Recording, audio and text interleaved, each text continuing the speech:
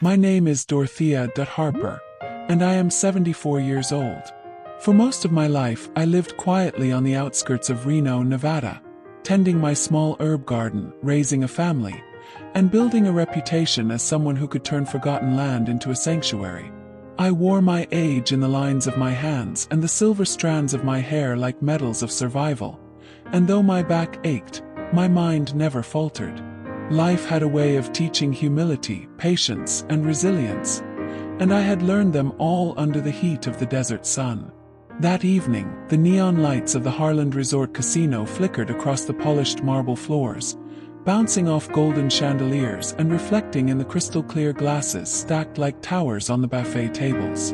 The smell of roasted meats, freshly baked bread, and caramelized desserts mingled with the hum of laughter, clinking cutlery, and the low hum of jazz from the grand piano in the corner.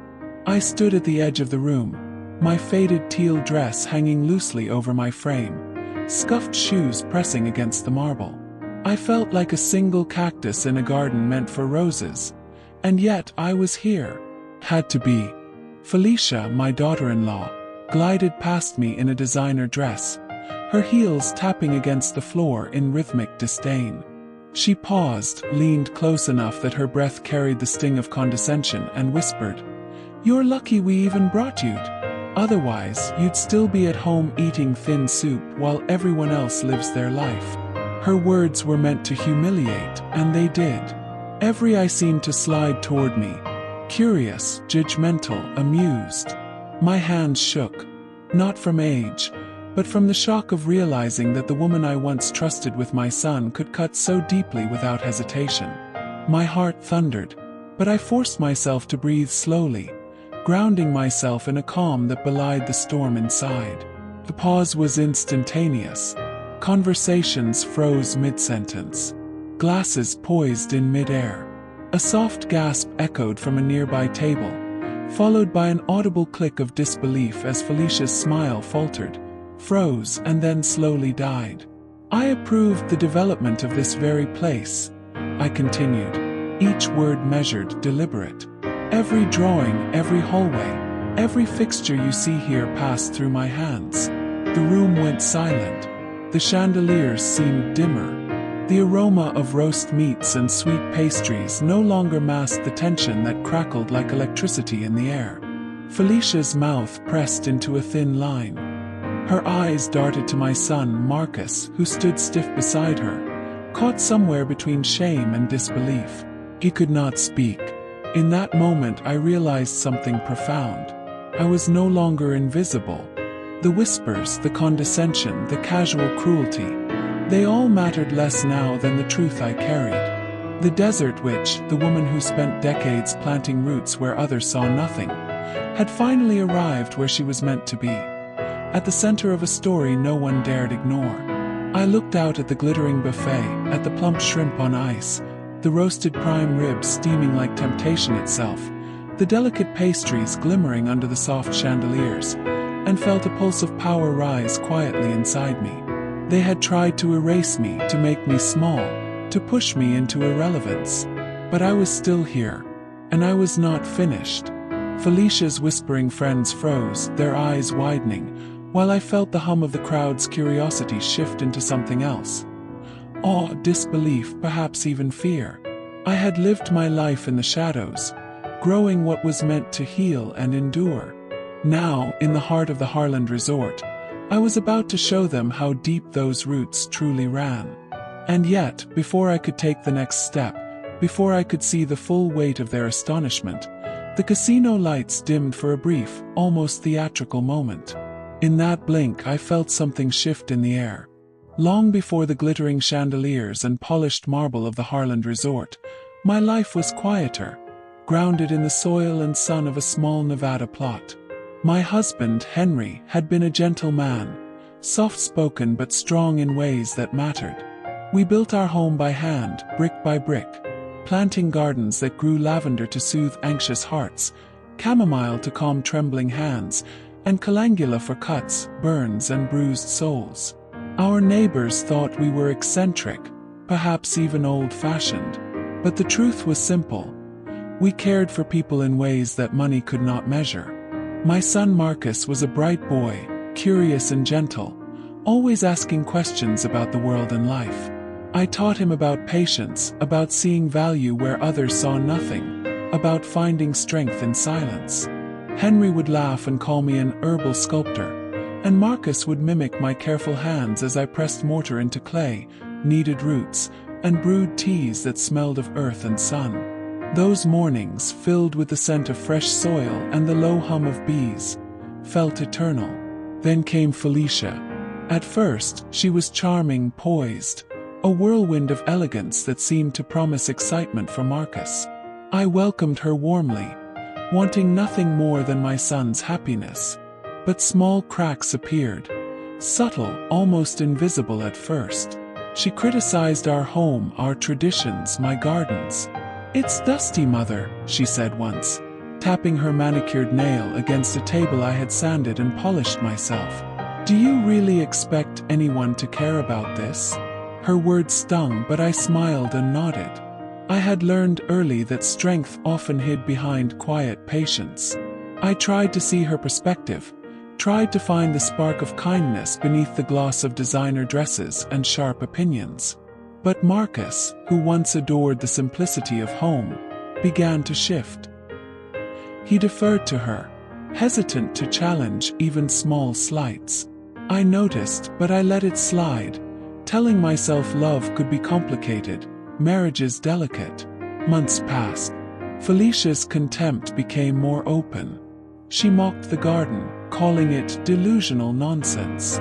She whispered to friends that I was clinging to the past, that I was unstable and holding them back. I felt the sting of each word, but I continued my work quietly. Every plant I nurtured, every root I pressed into soil, was an act of defiance, a proof that life could grow even in shadows. I watched Marcus' soft-spoken nature bend under her influence. The boy who once carried soil in his hands, who laughed in my garden and marveled at the tiny blooms, now avoided eye contact when Felicia spoke. He started borrowing money, just temporarily, she assured him. I knew something was off, but the boy I raised still lived inside him, hesitant to confront the storm brewing around him. The first real betrayal came when they suggested I step away from my home. "Take a sabbatical," they said. "Go visit your sister for a while.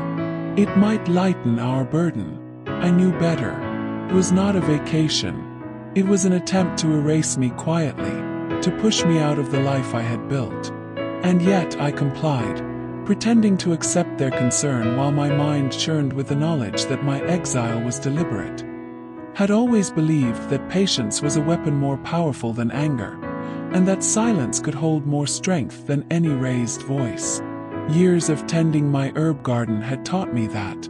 A seed buried in darkness waits, unseen, nourished, until the day it rises and blooms in ways no one expects. That was the strategy one carried into the Harland resort, even as I moved through its gleaming halls with the quiet humility of a servant. Felicia strutted past me again, her laughter ringing like a high-pitched bell. "Are you even doing it right?" she asked, gesturing at the silverware I had just straightened. Her words were sharp, designed to sting, but I felt none of it, not really. I let her fury roll off me like water on stone. Marcus lingered nearby, his gaze flickering nervously between us. I saw the tension in his jaw, the way his fingers flexed against his phone. He wanted to say something, to intervene, but he didn't. He had become a shadow in his own house, trapped between the woman he married and the mother he loved. Weeks passed like this. I mastered the motions of my assigned tasks, pouring coffee with precision, arranging trays of shrimp and crab on ice, greeting guests with warmth that hid the fire beneath. Every smile I offered was carefully measured, every nod a demonstration of control. Inside I was plotting, not out of malice but out of justice. I knew what Felicia and Marcus did not. I held the key to the game. It began quietly, the first whispers of what I had hidden all along. The resort had expanded over the years, taking what had once been farmland and turning it into polished towers and opulent halls. Developers and investors, dazzled by the sparkling veneer, rarely asked whose hands had touched the soil, whose signatures approved the plans, whose money had quietly cemented the foundation. They assumed power belonged to the flashy, the loud, the aggressive. But I had always preferred the quiet path. I owned a portion of this resort. 8% quietly, invisibly, but with the authority to influence every decision. One evening, as the sun dipped behind the strip and painted the sky with streaks of rose and gold, I found myself alone in the staff lounge, reviewing the documents I had gathered over months. Statements, contracts, shareholder lists. Every piece of paper was a testament to what I had built in silence. I had invested quietly, using dividends and small savings, acquiring shares while others laughed at my dusty old farm projects. Every time Felicia sneered, every time Marcus averted his gaze, I had added a small brick to the fortress of my return. I remembered the first time I had revealed this to no one but myself. Sitting in my study, the soft hum of the ceiling fan above, I traced the signatures, the numbers, the subtle power hidden in plain sight. My pulse quickened. I realized then that I had not been weak or invisible. I had been invisible only to those who refused to look, who assumed that age meant helplessness and humility meant passivity. And yet, the most dangerous part of this waiting game was Felicia. Her intuition, her cunning, her constant scrutiny. She might sense, just sense, that something was stirring. That was why my patience had to be complete, my movements almost invisible. Every time she passed me, her sharp eyes scanning for weakness, I felt the weight of anticipation. I knew the moment was coming when the facade would crack, and I would step forward. One night, after the last guests had left and the cleaning staff had pushed carts full of plates toward the kitchen, I lingered near the edge of the main hall, watching the lights reflect off polished marble. I could almost taste the tension, thick in the air, waiting to break.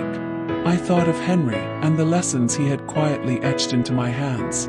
That a kind heart will always cost something, but it will also endure. Almost, but not yet.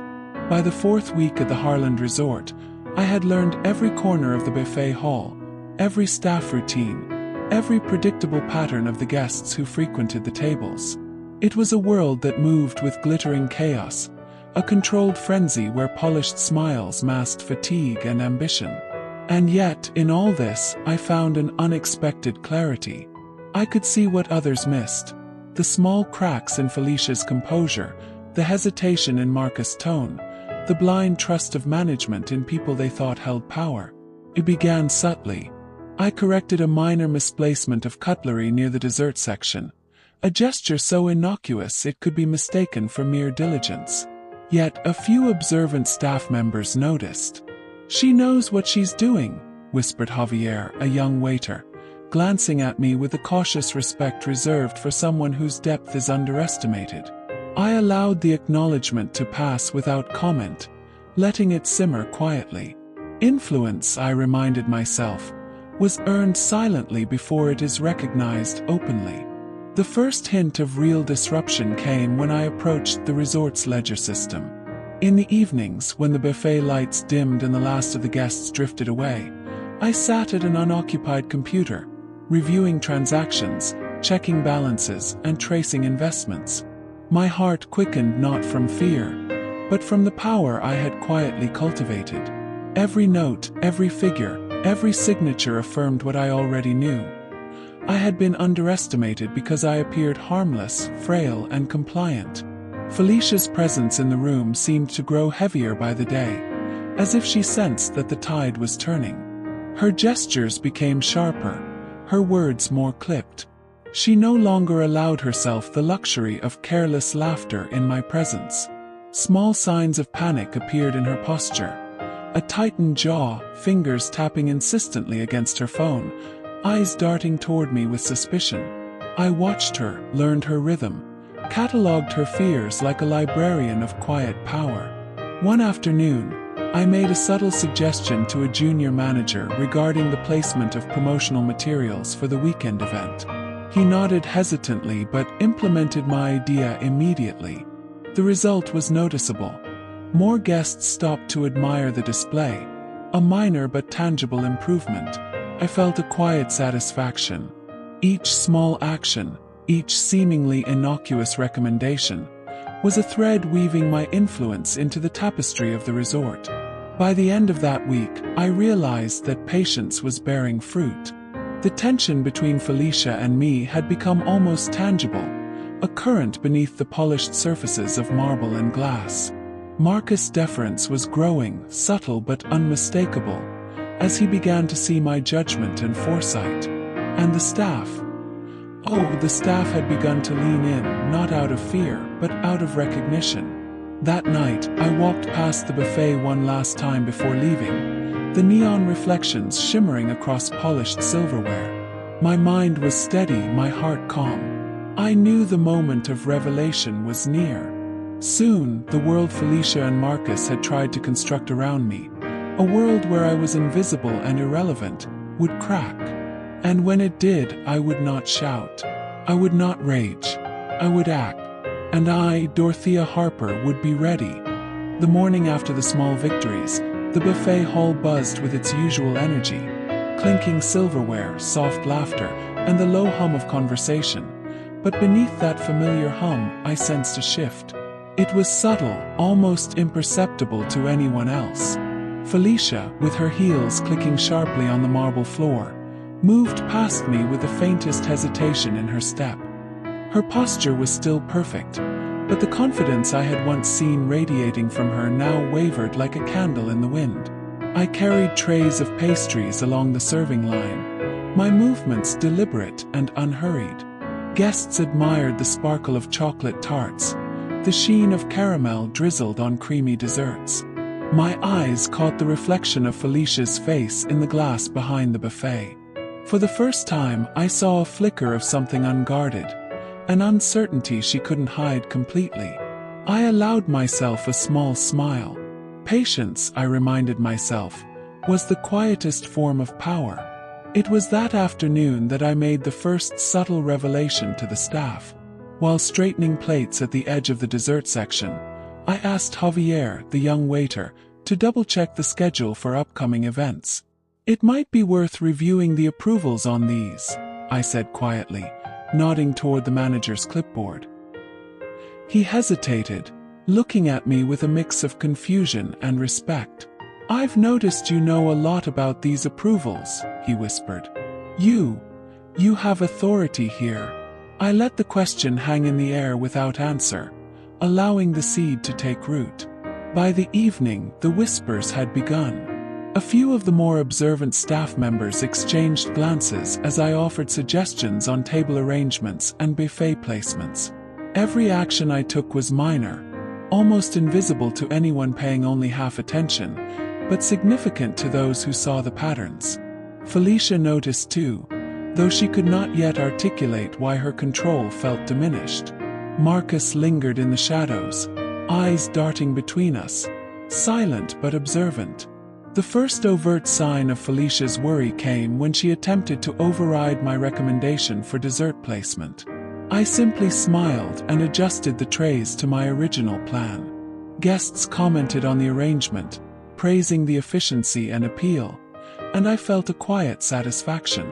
Felicia's face tightened, her hands gripping the edges of the counter. "Why are you?" she began but stopped, unable to form the words. I said nothing. That was the point. Silence had more weight than any argument she could muster. Felicia's attempts at dominance became more desperate. She scolded staff, adjusted minor details without thought, and yet subtle corrections I had made earlier held firm. Marcus began to pause in his support of her actions, glances flickering toward me with uncertainty. The realization was dawning slowly. Perhaps he had begun to understand that I was not merely an elderly mother to be tolerated, but a force with quiet, undeniable influence. One night, as I walked past the glittering trays of the buffet, I felt a spark of anticipation. Soon, very soon, the moment of revelation would arrive. Felicia's arrogance, Marcus' hesitation, and the staff's quiet respect had aligned in a pattern that only I could see clearly. My time to act, to reclaim presence and authority, was approaching. And in that moment, standing beneath the soft glow of neon lights reflecting on polished marble, I understood something profound. Patience had brought me here, but courage would carry me forward. The stage was set, the audience unwitting, and the first act of revelation was only a heartbeat away. The morning air at the Harland Resort smelled faintly of coffee and polished wood, a calm before the storm that I knew was approaching. I moved through the buffet hall with deliberate grace, noticing every detail: the angle of a tray, the tilt of a glass, the position of napkins. Each small correction was a quiet assertion of control. Guests remained unaware, but Felicia noticed. She scowled at each adjustment, her patience fraying like old ribbon. Marcus lingered behind her, silent, hesitant, a shadow in his own home. It was during the lunch service that the first public ripple of my authority occurred. A guest, an older couple celebrating an anniversary, approached the dessert line with questions about ingredients. Felicia began her rehearsed spiel, but I stepped forward calmly. "These pastries are all gluten-free, but the chocolate tarts contain traces of almond," I said, voice steady. The couple nodded in gratitude, and for a brief moment the room shifted. The staff who overheard exchanged subtle glances. Felicia's forced smile twitched, a hint of panic sparking in her eyes. Marcus lingered nearby, his phone in hand, watching but saying nothing. I knew he was beginning to see the quiet respect I commanded, the recognition I had cultivated among guests and staff alike. Felicia attempted to regain control, moving to reassert herself with a flourish, but her gestures fell flat, unnoticed. The guests had already accepted the authority of someone far older, someone they assumed powerless, someone who had quietly orchestrated this moment for years. Then came the first undeniable sign of recognition. A manager approached me near the buffet line, clipboard in hand, a hesitant smile on his face. "Dorothea," he said softly, "we've noticed your insight. Would you be willing to help with seating plans for the VIP dinner tonight?" I allowed a gentle nod, acknowledging the subtle victory. Felicia, standing nearby, caught my glance and froze, her perfectly poised composure cracking. Marcus shifted uncomfortably beside her. The VIP dinner became a turning point. Guests murmured approval as I suggested minor adjustments, unaware of the power dynamics unfolding. Staff moved with quiet precision, following subtle cues only I could provide. Felicia attempted to interject, but her words stumbled, her voice lacking authority. Marcus watched, conflicted, caught between loyalty to his wife and the dawning awareness of his mother's quiet control. I returned to my station, pouring tea with calm hands, watching as the staff began to recognize that the woman they had dismissed as frail and inconsequential was quietly orchestrating the flow of the evening. Each small correction, each moment of guidance, was a declaration of authority. The shift was nearly imperceptible, yet irrevocable. By the end of the night, I stood quietly at the edge of the hall, observing Felicia and Marcus from across the room. Her sharp glances failed to unsettle me. His averted eyes confirmed what I already knew. The tide was turning. The recognition of my authority had begun, subtle but unstoppable. And when the final act came, as it surely would, neither she nor Marcus would be able to resist the gravity of truth. I allowed myself a slow, deep breath. Patience had brought me here. Quiet influence had reshaped the battlefield. And the world they thought they controlled was already slipping, unnoticed, into the hands of the one they had underestimated the most: me. The next morning, the resort felt different, like a stage where I had begun to claim the spotlight without anyone realizing it. Guests moved through the hall, unaware of the subtle power shift. Felicia's aura of command was faltering. Her precise steps carried hesitation, her usual polished smile now stiff. Marcus lingered nearby, phone in hand, glancing at me more than at her, the conflict in his eyes unmistakable. It started with small acknowledgments. A waiter approached me, whispering, "Dorothea, the VIP section manager asked if you could oversee the seating tonight. They trust your judgment more than hers." I nodded quietly, careful not to gloat. Every action, every suggestion was measured. I had learned long ago that power whispered before it roared, and this was the quietest, most effective moment to plant it. Felicia attempted to regain control with a flurry of instructions, adjusting napkin placements and table settings. But staff now deferred subtly to me, their glances flicking my way for confirmation. I made minor corrections, tilting a centerpiece slightly, straightening a glass, and the staff followed without question. Guests noticed the flawless presentation, unaware that every subtle adjustment was a silent demonstration of authority. Felicia's frustration was palpable. Her lips tightened, fingers pressed against her phone, as if the device could shield her from the truth she could not yet face. Marcus hesitated, lingering near her side, glancing at me with conflicted respect. He realized slowly that his mother's competence and quiet influence were real. The loyalty he had blindly extended to Felicia began to shift. That afternoon, I discreetly offered guidance on a buffet arrangement for a high-profile guest party. The manager accepted it without hesitation. Felicia tried to overrule me, but the staff held their positions, silently supporting my decisions. The first real confrontation came during the evening dinner service. Felicia leaned toward a guest to offer an explanation about dessert placement, but her words faltered mid-sentence. I stepped forward calmly, offering a brief correction. The guest smiled, thanked me, and moved along. Felicia froze, her composure cracking as Marcus shifted uncomfortably beside her. Whispers from staff and nearby tables caught her attention. The energy in the room had shifted, subtle but undeniable. I began to see the cracks widen. Felicia's attempts at control became increasingly desperate. Her gestures sharp, her voice clipped. Every misstep she made became visible to guests and staff alike. Marcus' hesitation grew, the loyalty he once felt to her slowly giving way to recognition of my influence. It was a quiet revolution, almost imperceptible but unstoppable. And then the moment arrived. A guest, an older gentleman who frequented the resort for weekend events, approached me. "Dorothea," he said softly, "I've noticed how smoothly everything runs when you're involved. You have a remarkable touch." I allowed a modest nod, letting the compliment linger. The subtle acknowledgement of my authority spread like ripples through the room, catching Felicia off guard. I had to be. Her eyes flicked to mine, like a wide and cactus alarmed, in a garden as she meant for realized roses, that and control yet was no longer I was hers here. alone. That night, to as be. I walked to my small I felt like a quarters on the single resort cactus grounds, in a garden I meant for felt the roses, thrill of and yet anticipation. I was The here. stage was set. I had Felicia's to be. unraveling had I begun. felt like a single Marcus' cactus in a loyalty was garden meant quietly for shifting, roses, and yet and my influence I had was taken here. root in a way that I no had one to could be. dismiss. I The felt like tide a was single turning. cactus in a The garden quiet meant for power I roses, had nurtured and over yet years was now ready was to here. rise.